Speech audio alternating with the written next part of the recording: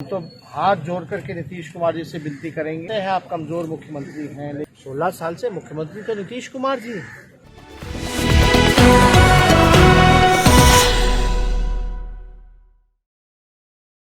धावक है और पूरी तरीके से यहाँ जो है अपराधियों का बोलबाला चल रहा है।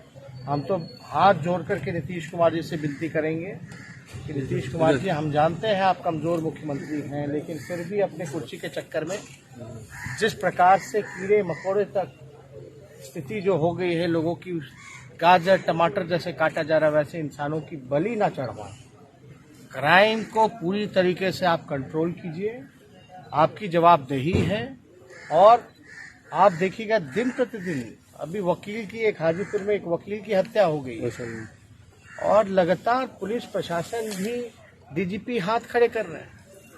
वो आंकड़ा दे रहे हैं कि 19 में ज्यादा था, अब कम है। 16 साल से मुख्यमंत्री तो नीतीश कुमार जी हैं। तो इस तरह का बयानबाजी अगर हो रहा है, डीजीपी खुद पल्ला झाड़ रहे हैं अपना, तो आप राज्य की स्थिति आप समझ सकते हैं क्या किस दौर से बिहार जो है वो गुजर रहा है। आज हमारी मुलाकात होने जा रही है उनके परिजनों से, और अब तक देखिए कोई गिरफ्तारी तक नहीं हुई है, कोई एक अहम सुराग तक नहीं मिला है। आप समझ सकते हैं राजधानी पटना की जो घटना, जो केवल मात्र 2 किलोमीटर मुख्यमंत्री आवास से 9 मिनट के रास्ते के भीतर ऐसी बड़ी घटना होती है और प्रशासन जो है कुछ नहीं कर पा रहा।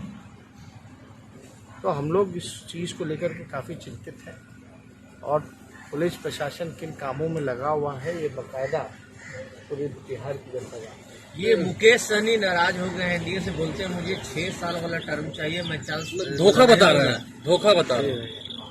खरमास खत्म हो गया है। क्या हो रहा है नहीं हो रहा है, लेकिन देखिए जो लोग चोर दरवाजे से जो सरकार बनाए हैं, यहाँ बिहार में भ्रष्टाचार का बोलबाला है, अपराध बढ़ रहा है, कोई काम नहीं हो रहा, इनको केवल और केवल अपनी कुर्सी की पड़ी हुई है। ये लोग सत्ता के लोभी लोग हैं, ना संघर्ष करना है, ना जनता के बीच रहना है, ना दुख सुख में भागीदार रहना है, केवल अपना ही अपना लालच की जो है वो पूर्ति करनी है।